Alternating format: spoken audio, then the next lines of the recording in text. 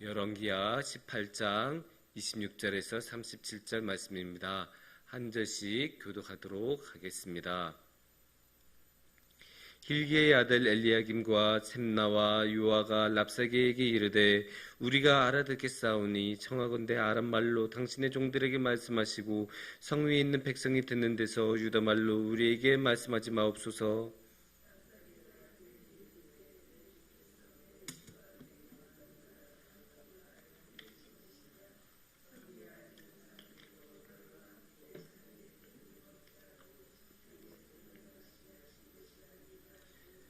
랍사게가 드디어 일어서서 유다말로 크게 소리질러 불러 이르되 너희는 대왕 아수르 왕의 말씀을 들으라.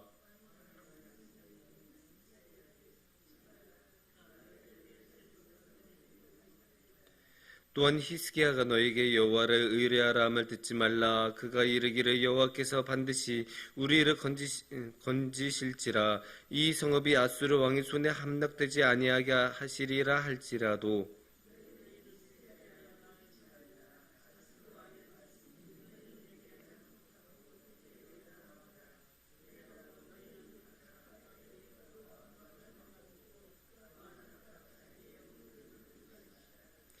내가 장차 와서 너희를 한 지방으로 옮기리니 그곳은 너희 봉토와 같은 지방 곧 곡식과 포도주가 있는 지방이요 떡과 포도원이 있는 지방이요 기름 나는 감람과 꿀이 있는 지방이라. 너희가 살고 죽지 아니하리라. 히스기야가 너희를 설득하여 이르기를 여호와께서 우리를 건지시리라 하여도 히스기야에게 듣지 말라.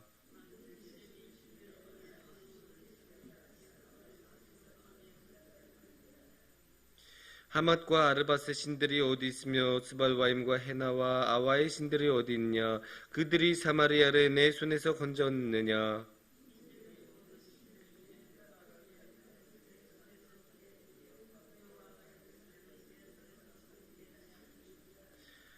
그러나 백성이 잠잠하고 한마디도 그에게 대답하지 아니하니 이는 왕이 명령하여 대답하지 말라 하였음이라.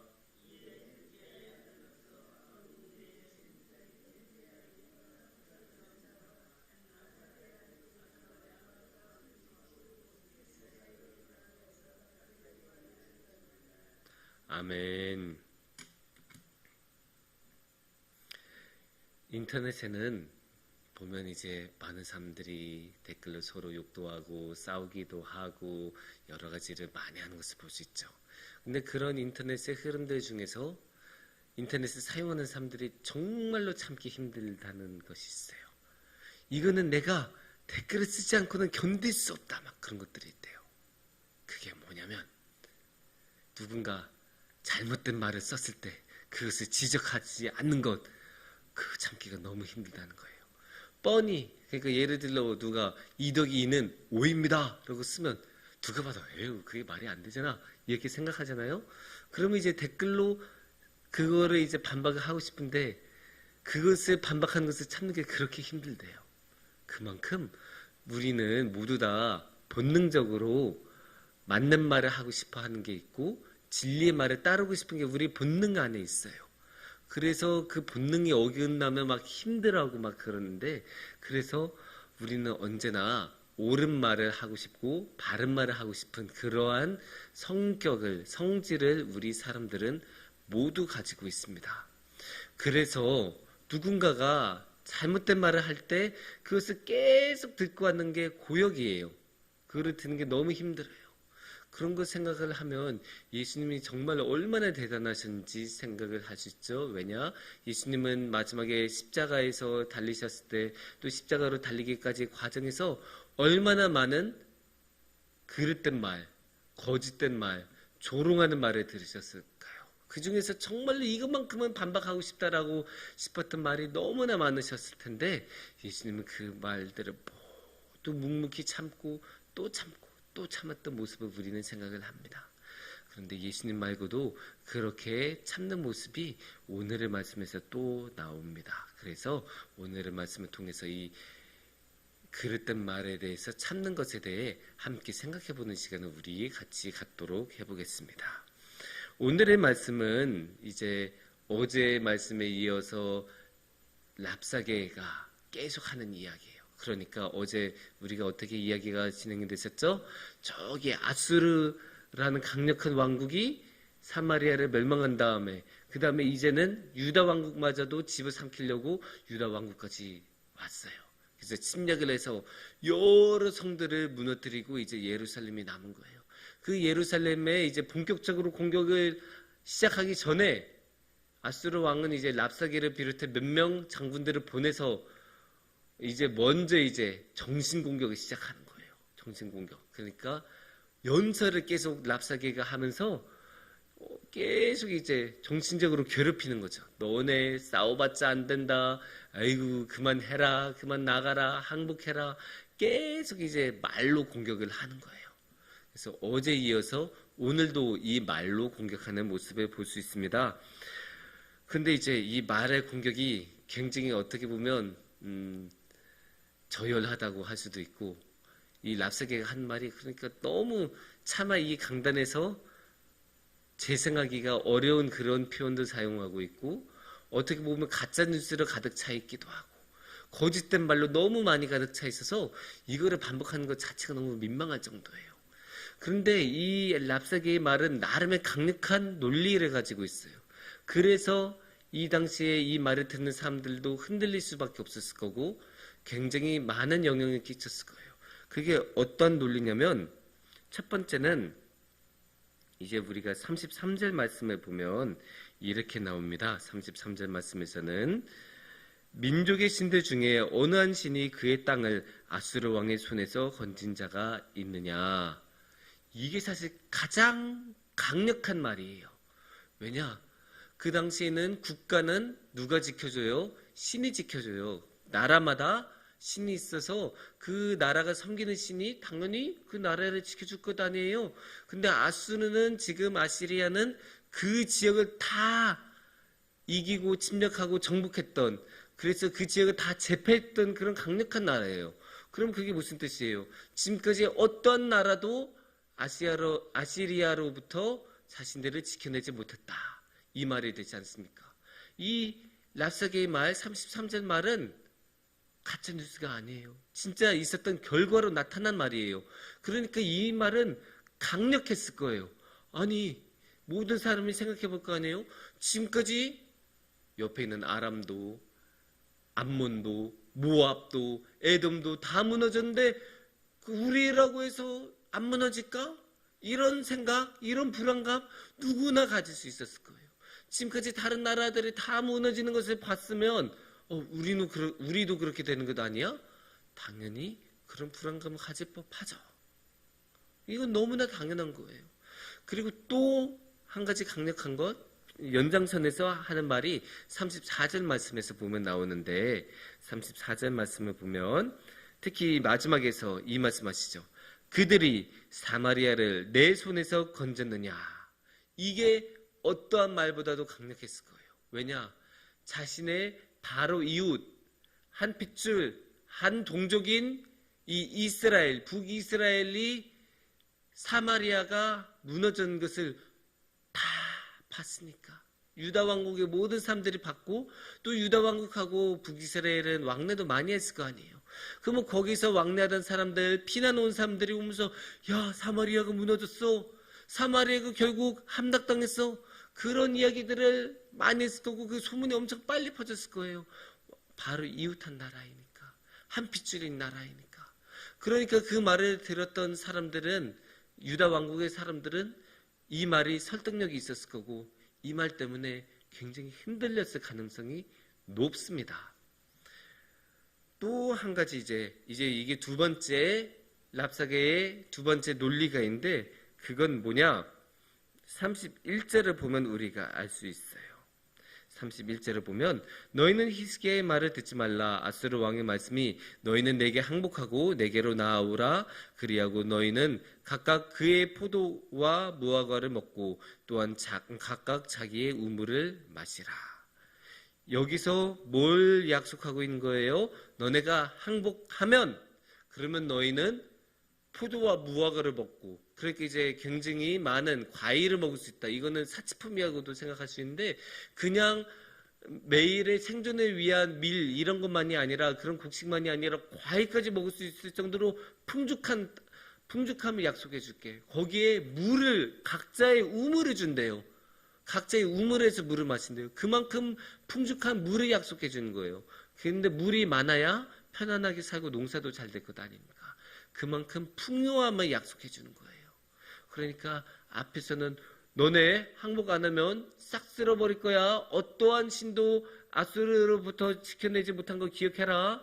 이렇게 말을 하고 있고, 두 번째로 다른 한편으로는 야, 너네 항복하면 포도도 주고 무화과도 주고 우물도 주고 다 줄게. 걱정하지 마. 우리한테 오면 풍족할 거야.